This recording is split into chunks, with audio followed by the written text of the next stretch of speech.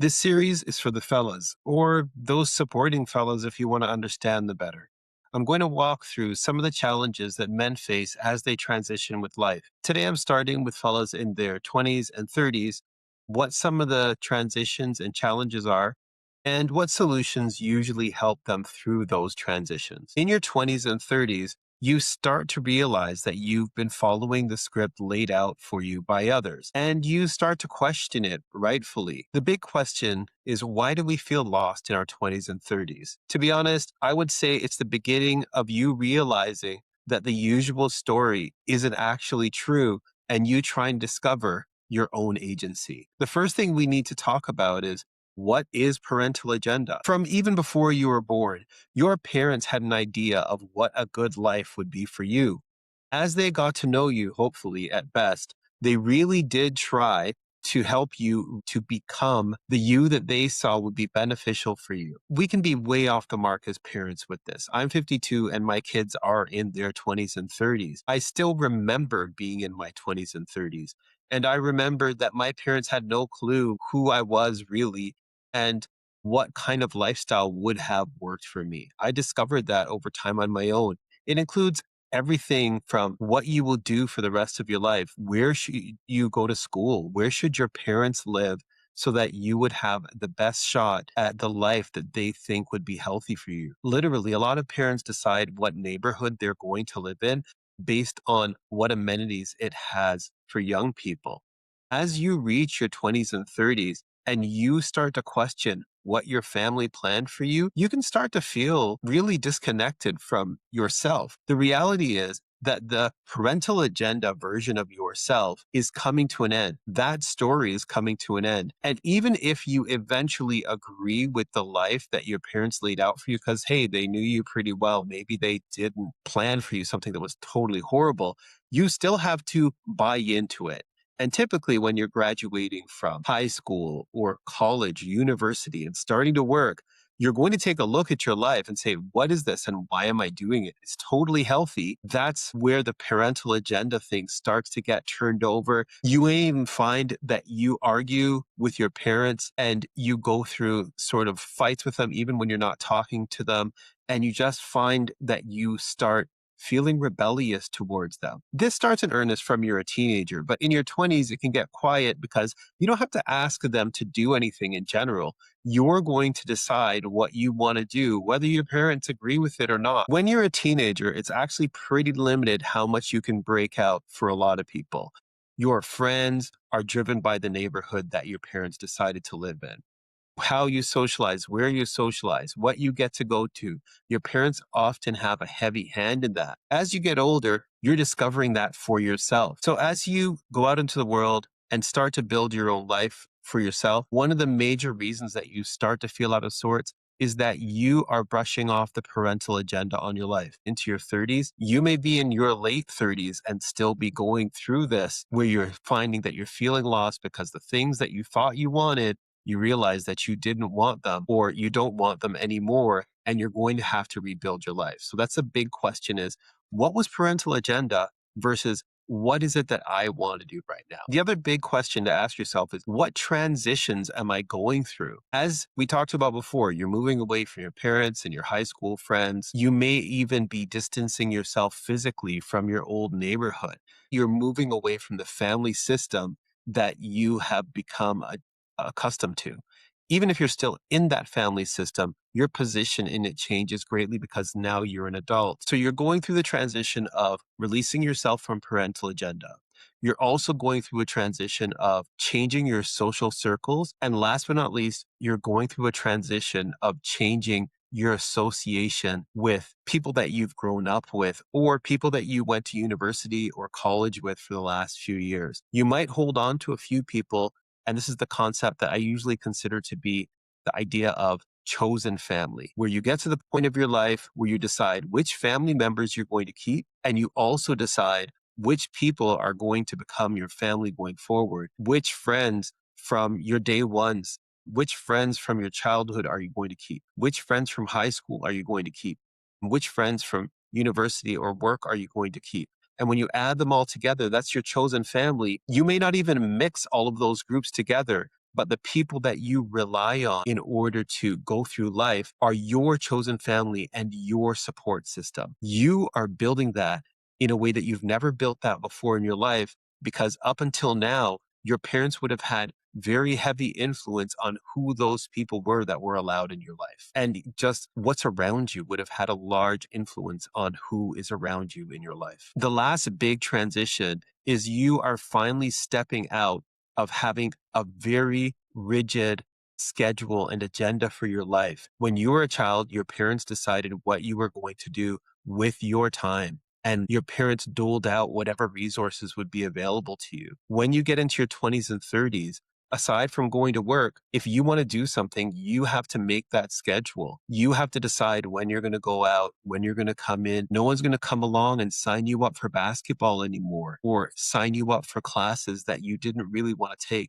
All of that is you. And that brings you to the last question or transition. What does it mean to start adulting? Up until you become an adult, you spend a lot of time with scaffolding around you. And what I mean by scaffolding is your parents designed for you supports and structures that would help you move through life. And as you become an adult, that scaffolding falls away, partially because your parents assume that you've got it now. You finished university, you're an adult.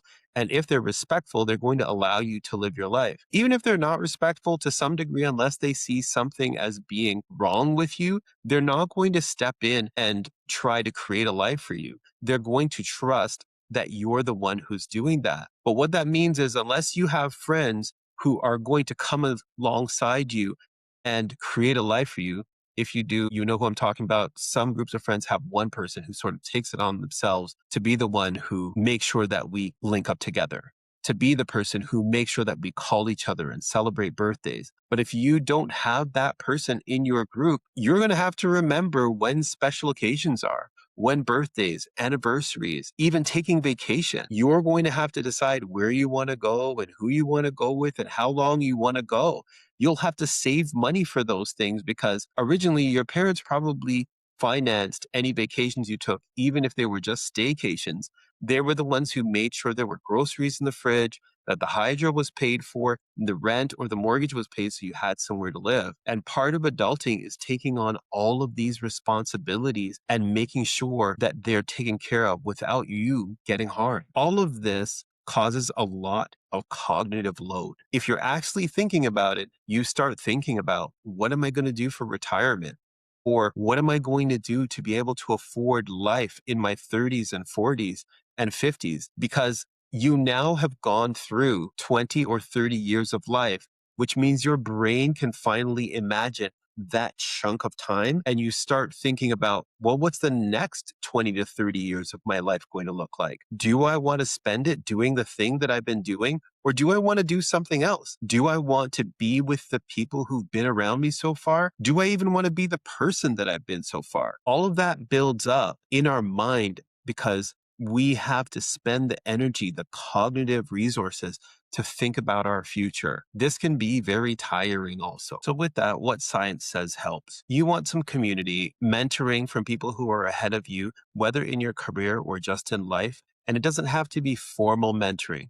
I do professional mentoring, but there are several groups in any field that you're in. You can find community, whether on LinkedIn or locally, to meet people who are ahead of you in your career. It also is helpful to network with people who are in your cohort. By your cohort, I mean people your age. You want to connect with people who are like-minded in the work field to make sure that you are getting a broad understanding of what it's like to work in your field.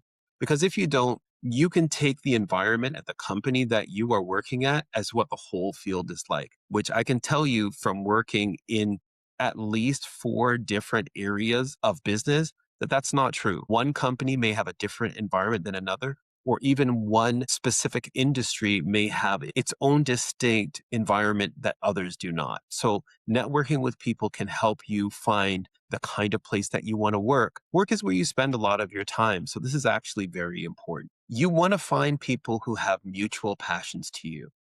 Maintain those interactions with people who have similar passions to you. Some people find those people by volunteering for things that they are passionate about. They'll find other people who are passionate about the same things. It's also very important to maintain your activity. Your activity often falls off a cliff when you finish university or college. When you consider the amount of walking that you do to get to school or around school, the physical activity you probably had when you're in school with mandatory gym, any sports your parents would have had you playing, and activities even like going out to dance is very active. When you stop doing that or slow down from doing that, very quickly, your activity goes much lower than it was before. The thing about physical activity, including strength training, movement, and cardio, is that the results that you're getting aren't just physical. The results that you are getting are good for your mental health as well. You want to make sure your physical activity is a regular thing, 2 to 3 days a week. Yes, you want to do strength training.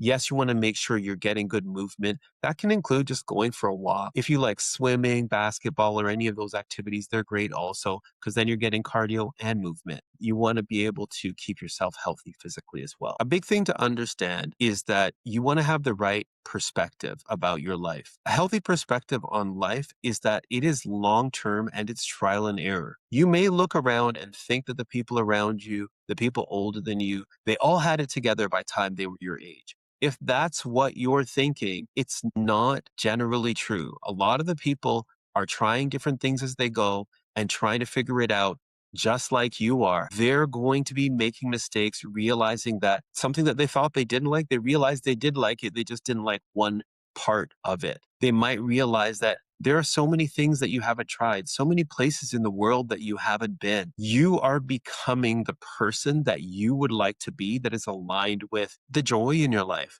So it's really important for you to remember that everything that you're doing is something that you are trying, and give yourself the space to keep trying things and then moving on from them if you don't like them. Last but not least, you want to make time for creative activities. We spend a lot of time watching and consuming other people's art, whether that's movies, whether it's pictures, clothing, stories, music. We spend a lot of time consuming stuff. It's really helpful if you are busy creating the stuff that you like, that brings you joy. And in general, that could include everything from dancing if you love dancing, to doing art if you love doing art, or writing or doing poetry, even if you like to put your own videos on the internet and it brings you joy. All of those things that bring you joy are very important for your life. And I would really encourage you to find the joy in little things, not just your work, not just in your relationship, not in chasing what I call the list. What is the list? The lists are the things that we want to have versus the things that we want to become. We want to have a house. We want to have a partner. We want to have kids. We want to have a job that pays us X amount of money versus what we want to become. We want to become good partners, good people in community. You want to become a good parent, and even money. I've seen a lot of this in my life. It doesn't matter how much money you get if you don't become a responsible person with your money. So those are the things that you want to do in your life in your 20s and 30s. Now that you've heard the challenges, you're not alone. The people that are your elders, the people who are your friends, they are going through similar challenges, and it will help you to talk about the challenges that you're going through also. I hope this helps. If you have any questions, feel free to reach out to me. I'll put my email in the comments and be glad to have a chat with you. Take care.